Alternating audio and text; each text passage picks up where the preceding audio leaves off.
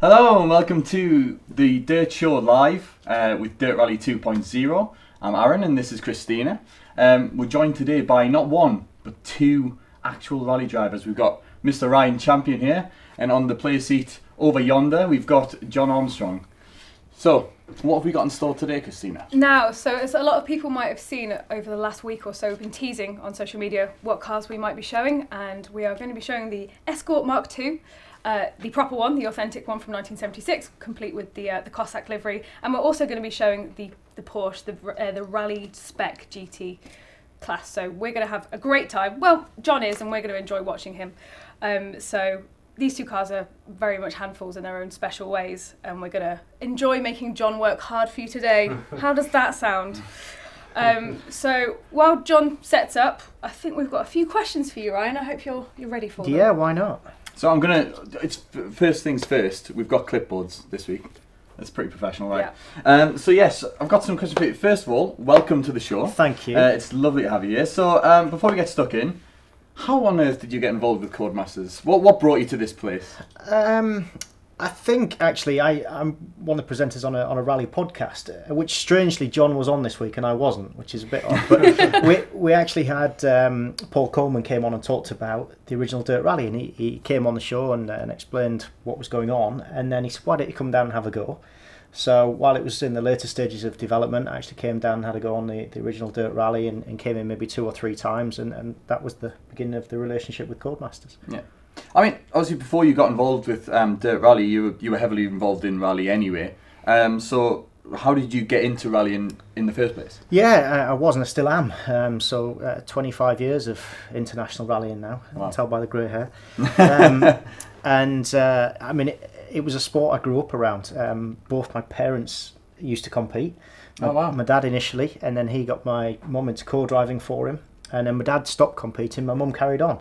So, you know, I grew up with my mum actually rallying, and then at 10 years old she was doing the RAC rally around the country, and obviously you see the Escort in its livery from the RAC rally today. That must be, like, family days, that must have been fun. Like driving down for family holidays must have been a blast with all the pace notes for the motorways and stuff, right? In Cornwall in about half an hour. Yeah, right. Let's go. So what do you love the most about driving rally cars? I think it's probably the connection to the car, and when you get into a zone, particularly when it's working well with the car, working well with the co-driver, and you link all the corners together, you get a flow. On the gravel stages particularly, the car's always moving around, and that creates its own challenge. And then you do a tarmac rally, and it's probably more about the speed, because there the car tends to be much more stable, but things happen at a faster pace. So it is quite special when things work. You really, like I said, get into the zone, and it's funny because at the time you always want the fastest time, and you don't actually maybe think about enjoying it as much as you should. Yeah. You just want to get to the end of the stage as fast as possible, but sometimes you get to the end and just think, yeah, that was pretty cool. Yeah. I mean, so obviously you're one of our rally consultants. How do you replicate that in game? Like, who do you work with? Like, how do you give feedback? So I work closely with the handling team, and I guess we've been working together for about a year or so now, and we work very closely. You know, we'll work through all the cars on different surfaces, quite methodically, and really my job is to try and get the car feeling as accurate as possible towards the original car. I mean, I guess I'm quite lucky in that I've driven quite a wide spread of cars, from front wheel drive, rear wheel drive, 4-wheel drive, Group M production type cars, right through to WRC cars. So whilst I haven't driven all the cars in the game, I've got a good understanding of how they should handle it, and I just to the best of my ability try to convey that to the handling guys, and we try and get the cars as close as we can to the real thing. Yeah, well, I think Jon's gonna hopefully tell us if we've been doing a good job or not. Yeah, absolutely. And actually, I believe that you've been doing a little bit of work on the Escort just this morning. Is that correct? Yeah, we have. Work continues. Yep. It's we're using all the time we've got available still to optimise things, and we've even been working on the Escort this morning just to try and get the handling as close as possible, to really get the feel and the balance as nice as we can. And obviously audio again are working on that as well, so there's some more audio to come in for the Escort as well. Yes, so we were just speaking to our wonderful sound guys who do an amazing job on all of our games, but particularly Dirt Rally where the sound is so important.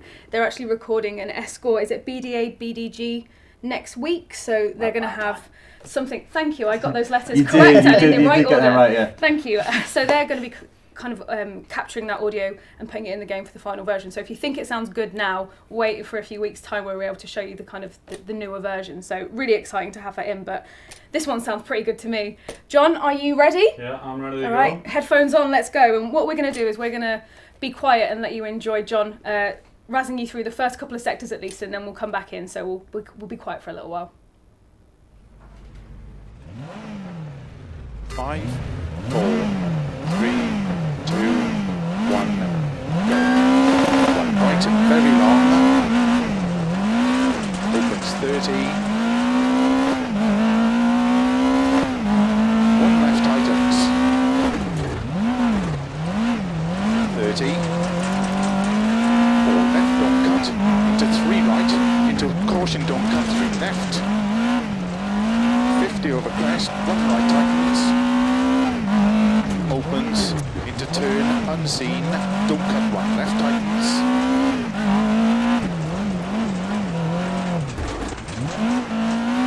And 3 right. Into 2 left. Into 3 right. Opens into 1 left tightens. And turn 3 right. Turn immediate 4 left to the crest. Opens long, don't cut, tightens. Into cut maybe 4 right. 30. 3 left. Into 3 right. Opens 30. 1 right tightens. Into 3 left. Into 5 right. Into 4 left, very long, opens 30. 3 right, into 3 left. Into turn 2 right. Opens into 4 left. Opens very long. Tightens over crest. Into 3 right long. Don't cut. Opens. Into 2 left. Tightens, don't cut. Into 6 right. 3 left, don't cut through narrow grid. Opens over crest. Into 6 right over crest. Into 3 left long. Tightens, don't cut. Into 6 right. Into don't cut. 4 left. Into 5 right. 20. 4 left. Into slow. 2 right. John is having a lot of fun wrestling this rear-wheel drive. Now, Ryan, can you tell us a little bit more about the challenges of driving a rear-wheel drive and what we're seeing? Yeah, I mean the thing with rear-wheel drive is obviously you've still got the steering wheel, but you steer the car on the throttle. So as soon as you turn the car into the corner with the steering wheel, you're actually controlling the angle of the slide with the accelerator. So you're always playing with the accelerator to literally, like I said, steer the car around the corner. And so it is obviously different to both front-wheel drive and four-wheel drive. And once you've got that initial turn in, it's about balancing the car. And that's why people love the Mark II Escort and Rally, because it's quite a spectacular car. You can drive it very sideways, and it's a very fun car to drive. Sure, and I think John said earlier that he's actually driving this on medium tyres, so in terms of the performance that he's getting out of the car, how does that impact? Say if you're on a softer tyre, what would that mean? If we're on a harder tyre, what would that mean? If we're on a softer tyre, it gives you a little bit more grip, so a little bit better traction, so the car would accelerate a little bit quicker, it would turn in a little bit quicker. It just means everything happens a little bit more quickly, a little bit more positively. The medium tyre is kind of the default tyre, if you like. That's what the game defaults to, and that's obviously the middle of the road. The harder tyre lasts the longest, hence it's called a hard tyre, but you've got the least level of grip, so you still want the car to be predictable, but it just takes the sharpness away from the responses.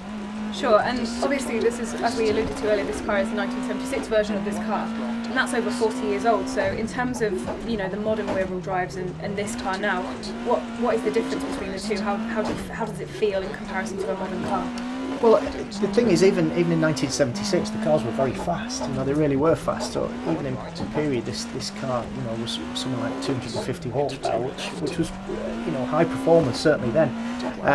But one of the key areas where cars have come on recently is in suspension. So the more modern cars ride the bumps a lot better, and maybe put the power down to the ground also in a more of an efficient manner, if you like. So technology's just evolved, and really it's made cars more efficient, but not necessarily more fun, which is why people still hold the Escort in high regard. Yeah, I mean, this looks like a lot of fun. It looks very, very satisfying when Jon's getting it right through some of these corners. You can just feel the car kind of moving sideways, which looks absolutely phenomenal.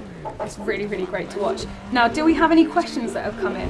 Let's have a look. I will just note as well, I love that it looks hard even for someone who's a pro as well. Like that really sort of fills me with hope and also dread. Yeah, completely. I mean, the thing is with this New Zealand stage, you have sort of like long sweeping parts, and then you do have the tightest technical parts to it as well. And watching Jon sort of basically wrestle this car through is quite impressive and looks really fun and difficult. So we have had a couple of questions in. A couple about braking and inertia in game. Basically, so can you talk us a little bit about how braking and inertia works in Dirt Rally 2.0? Yeah, I think it just goes hand in hand with what we mentioned earlier, that we just try and get everything to fall in line with reality. So in terms of braking, that's one area where we've worked on the core setup of the cars.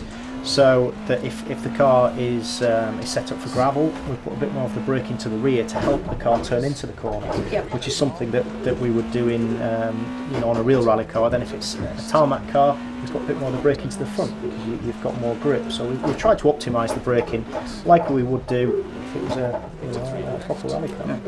Yeah. We've also got a couple of questions about a couple of mentions of Greco versus Armstrong. That's been mentioned a couple of times. He can't hear us. He can't hear us now, but that is something that we are going to arrange because Mr. David Greco was here in Southam HQ. Obviously, he normally works in Birmingham on the F1 game, but he seems very, very up for the challenge. So I think it'd be really cool to see David Greco go one-on-one, me bro, I think is the term. 1v1 me bro. That's the one, there you go. I think we're going to go one-on-one, Jon versus Dave on rally and potentially rallycross and then also F1 as well and see who's the fastest. I'm going to go with Jon.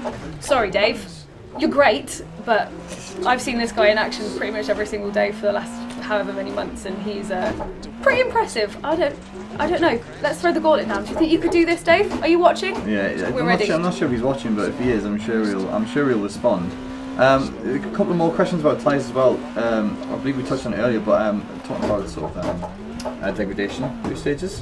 How does that work? So, obviously, to this game, track degradation is a thing that we're going to have, and we've talked kind of very, very kind of vaguely about what that's going to mean. But in terms of like the real life impact of that, say for example, what's the difference between you running a stage first versus around the middle and last? What's your preference as well? Well, it's quite interesting how it evolves. I mean, if we took a stage like we see New Zealand here, or any gravel stage, firstly, gravel varies depending on where you are in the world, but not just where you are in the world, the area that you are in that country. So in this country, we have different gravel in different parts of the world, but normally if you're first, the surface is quite loose and you have a layer of fine gravel on top of a hard cut. So actually the first maybe 3 or 4 cars start to clear that away. So running first on gravel, particularly if it's dry, is a disadvantage. So third, fourth, maybe even fifth is perfect, but then after that the surface starts to cut up a little bit and then you start to deal with imperfections in the road and it can even start to rut up a bit after certainly 15 or 20 cars through. So yeah, I guess 3 or 4 cars is an ideal. Ah, okay. So Jon, bravo. Yeah, well done. Very impressive. And I think what would be nice if you let the replay run a little bit, just so we can see how much you were wrestling that, because obviously we couldn't see the back of the car, just the front, and it looked tough enough from there. So if you wouldn't mind doing that, that'd be absolutely awesome. We've got a few more questions. I've got a few more questions for you, Ryan, as well. But just before I dive into those, Dave Greco is watching, and he says he hears you. And then he said something that's, I believe, is in Italian. Ooh. Which I can only imagine are swear words. So. I'm sure it's not offensive. We're friends. It's all good. Okay, so yeah, I've got a few more questions for you, Ryan. This is more about the virtual world of rallying. So, did you play a lot of the original Dirt Rally? Yeah, I did, and I'd go even further back than that. You know, the first Colin McRae game, when that was launched, I remember playing the demo version that I think had maybe 3 stages and did it only have 1 car. I can't remember, it was a long time ago now, but you know, I was a real Colin McRae rally fan, and sort of stayed with all the games since then. So yeah, when Dirt Rally first came out, I was really interested to see what it was like, and you know, it was great that we had a real rally simulation game. Obviously John and I are rally drivers, but we're rally fans as well. So to have a simulation of rallying it's brilliant. Yeah. I'm just going to quickly tell John off. You haven't put the replay on, mate. Yeah, it's not working. Oh, that's quite all right. That's all right. Come on. We'll let you off, and I think you're doing a few sort of bespoke runs for us in the future anyway, where we can put them up on YouTube and show off the replays in their best light. So don't worry too much. He's clicked off it. He didn't listen to us, unfortunately. I actually think it's an excuse because he looks like he's worked up a little bit of a sweat there. I think he wants to get a drink and get ready for the next round. Just quickly, this just in from Dave Greco, all caps, so threatening. John, I am coming for you.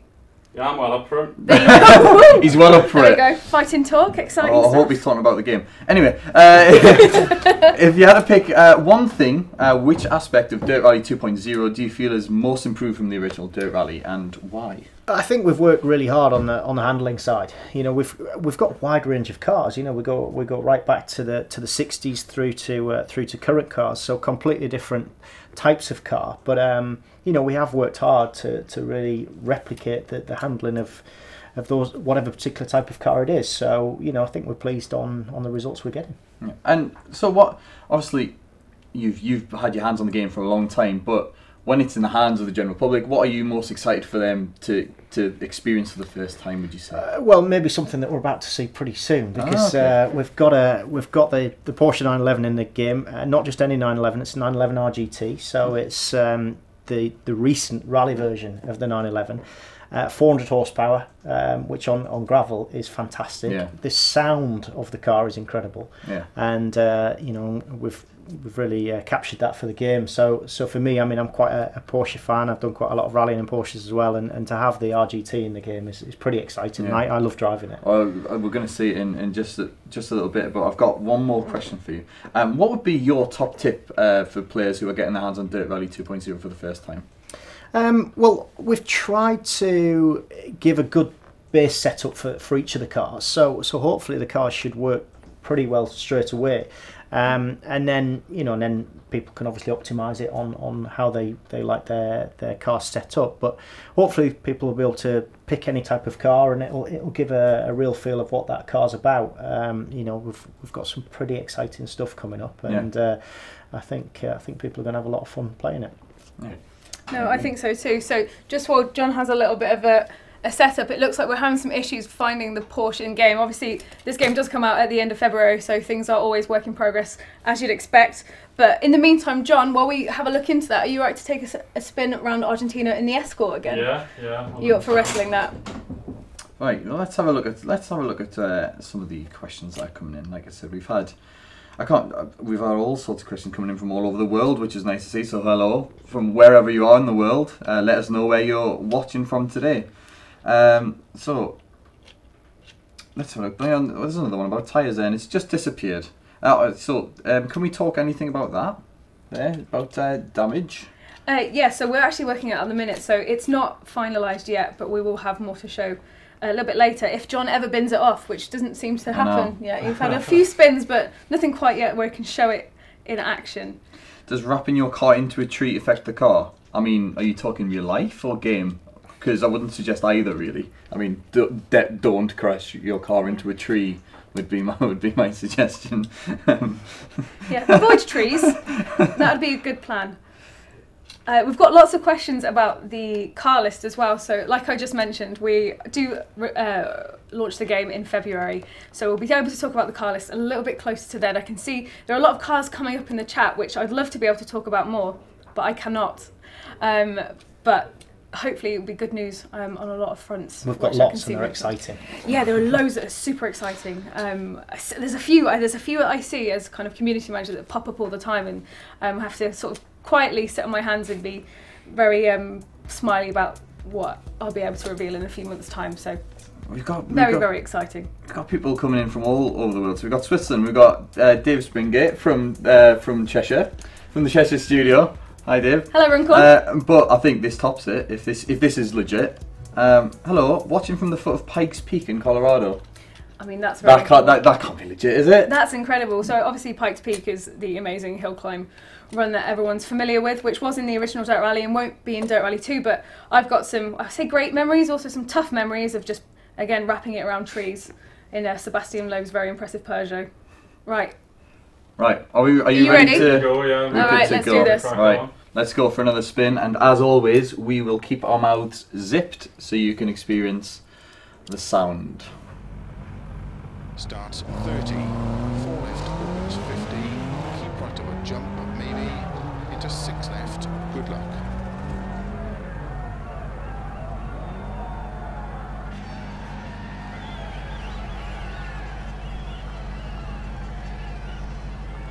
Five, 4, 3, 2, 1, go. 34 left, opens 50. Keep right of a jump, maybe, into 6 left. 30. Slow 4 left, into unseen 1 right. Opens. Keep right to the 80. Unseen 4 left. 30. 5 left. 60 over bumps. Caution. 1 left unseen. Into unseen hairpin right narrow.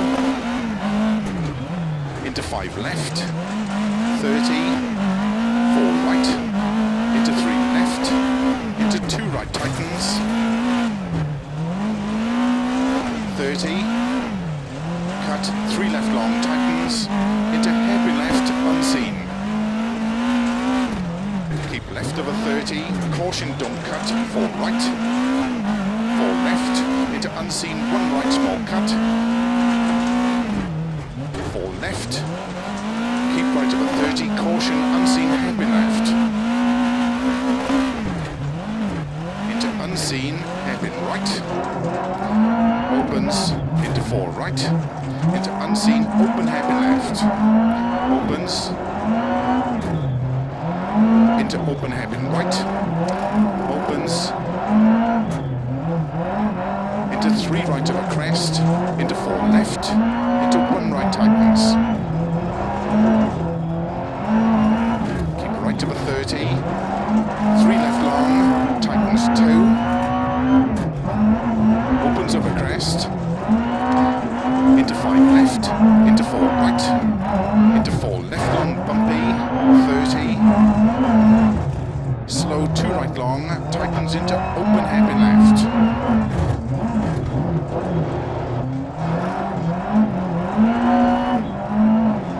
Into 4 right over bump.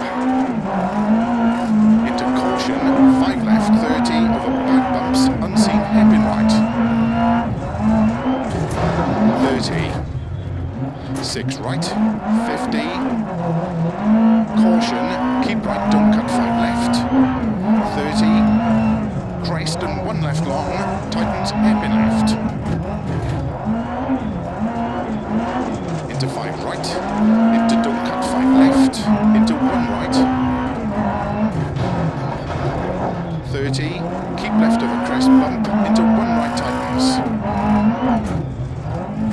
50 over bumps. 2 left tightens. 30. 3 left. 30. Turn unseen 2 right. Keep right of a 50. 1 left tightens. 30. 5 right long. Right, and as you can see, he's having a really good wrestle of this Escort once more. Someone commented, expert gaming tech. If he crashes now, it's our fault. Yes, it is. He was very happy playing in bonnet cam, but he's gone cockpit cam just to show you guys what it looks like and also what it sounds like. It is very, very scary in cockpit cam, obviously your view is slightly restricted by your actual vehicle, but it is more authentic. So we've asked John to step it up a notch and tackling cockpit cam, which he's doing admirably at the moment, actually, I would say. Yeah, I'd agree. A lot of people are loving the audio as well, which it's not, like you said before, it's that's not it. That's not. Yeah, it's so many more improvements, right? This is, the old Escort audio that we have. So, come next week when we've recorded the new sound, it's going to be absolutely magnificent. And it's a credit to our handling team, who are amazing, who you've been working with, our audio team, who go out and they capture these cars. And I was speaking to Chris Jojo, who's one of our audio guys earlier, and he was saying, oh no, I have to go out in a 400 brake horsepower car and be driven at high speed so I can get the sound of the revs at the just screaming.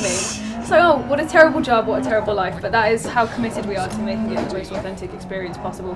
Sounds terrible, doesn't it? Awful. A lot of people, obviously, people were talking before about the damage model. I was hoping we'd get to see it when he switched the cockpit cam, to be honest with you. He's doing very well.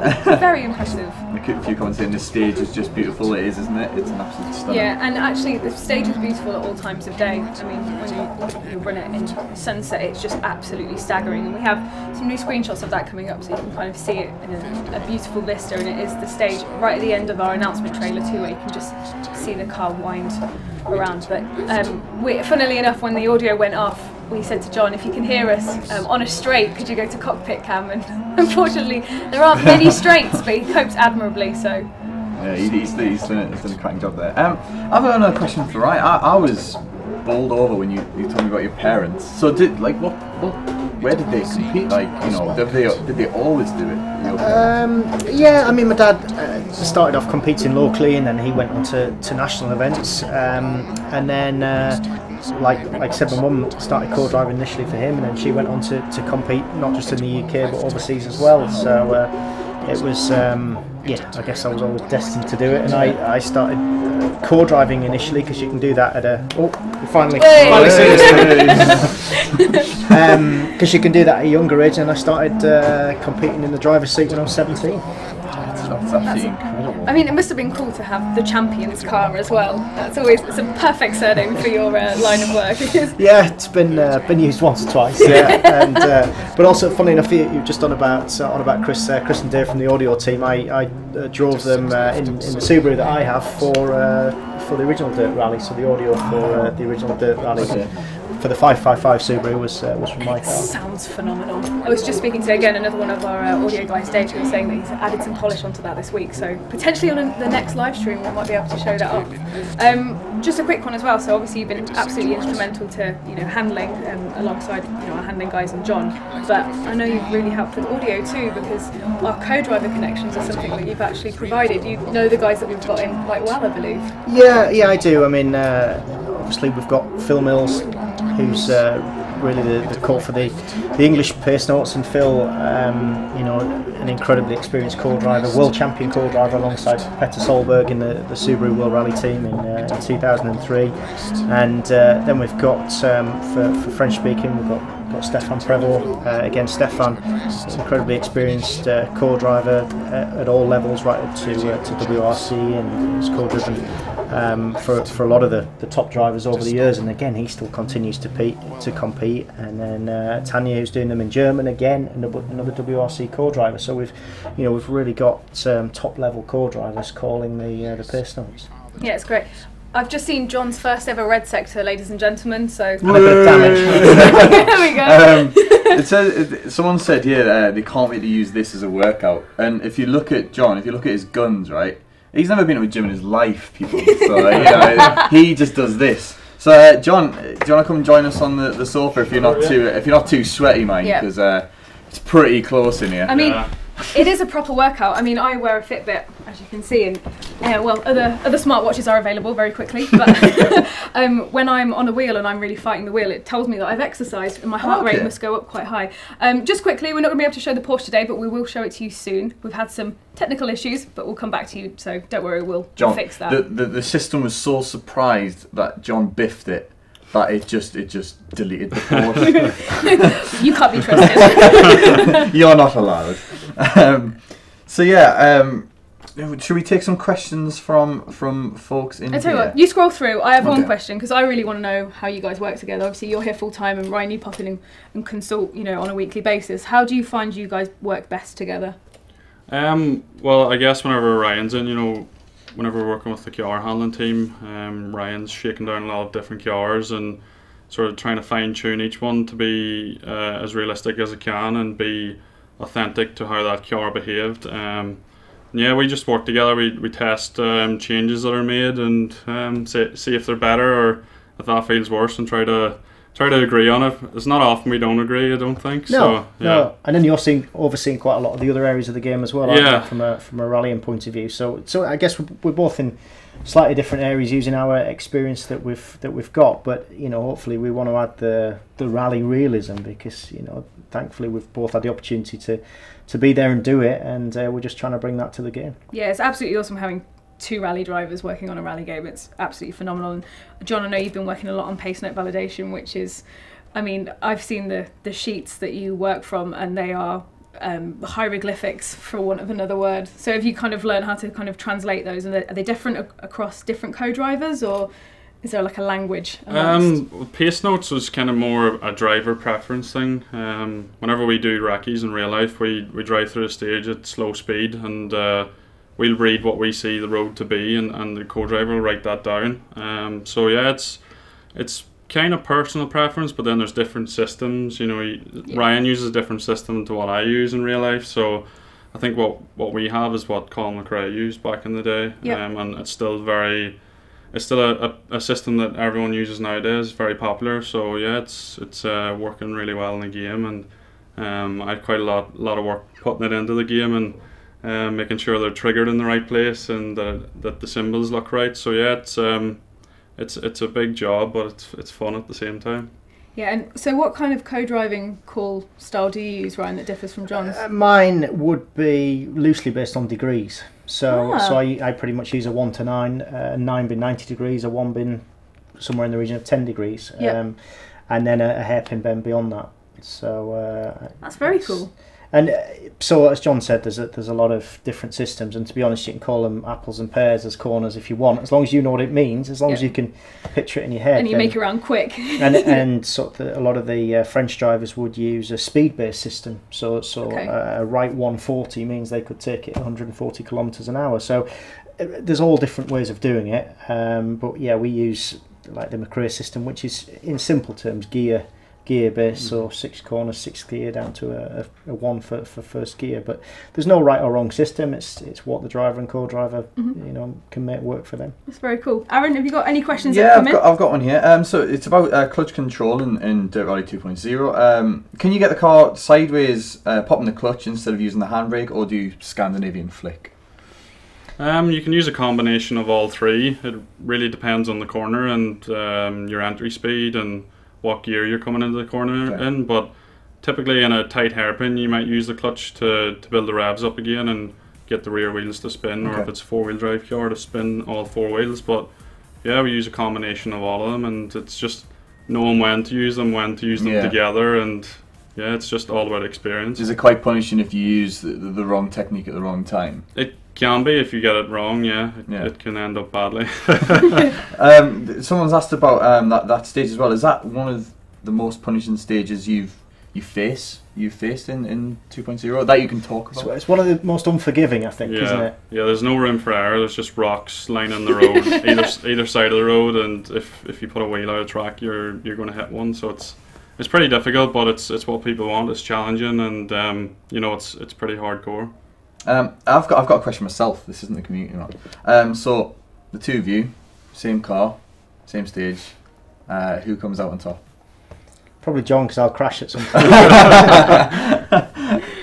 Oh, that was quite honest. Though, was this real life or virtually? I mean, both. Was it any different virtually? Well, I guess we haven't done it in real life, have we? So. We haven't done it. We haven't done a straight head-to-head in either yet. So. You haven't done a virtual head-to-head yet? No. Interesting. Well, there you go. That's an idea for a stream, right? So we've got a few more questions coming in. There's lots of people are still just telling us where they're watching from. Like I said, I don't know if you heard before. Someone's watching from Pikes Peak, apparently. Yeah. Really? Yeah. I don't know if we're being trolled or not, but So if not, I've just seen Greg, who's having to watch silently at work on his phone. So Greg, don't worry. It sounds great, and we're talking really good stuff. It's not nonsense, I promise. You can listen back to it. We're going to have it up on YouTube in various different places as soon as this finishes. So don't worry, you'll be able to watch it back at your leisure, as loud as you want. we've got an esports driver involved in the stream. I was asking about handbrakes. Do you stall if you use the handbrake? Is that on the 911?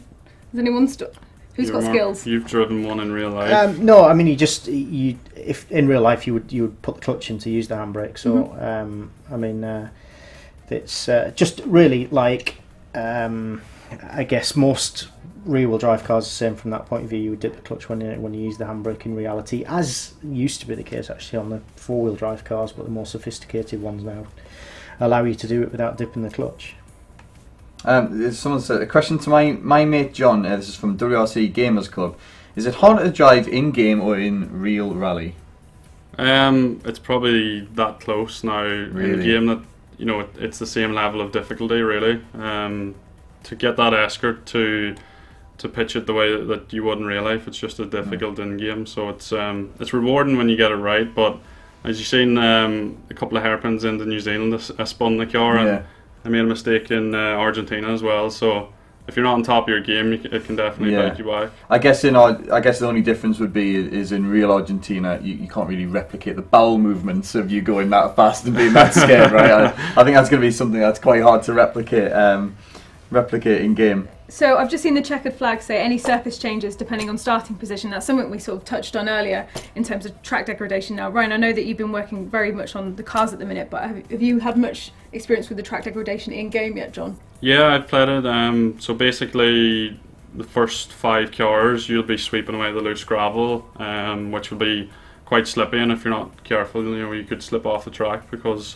it's just got this fine layer of loose gravel on top, and then whenever the first couple of cars sweep that away, it's sort of the optimal place to be. It's if you stay in the driving line as such, then it's the quickest place to be, and you'll get a really good time. Further down from there, the track's going to chop up. It's going to become really rough, and things get interesting there, especially in Argentina. It's already bumpy. Yeah. So just quickly, I'll just verify that Bulky Photo says Pikes Peak. I'm here, legit. I can see the snowy summit out of my window.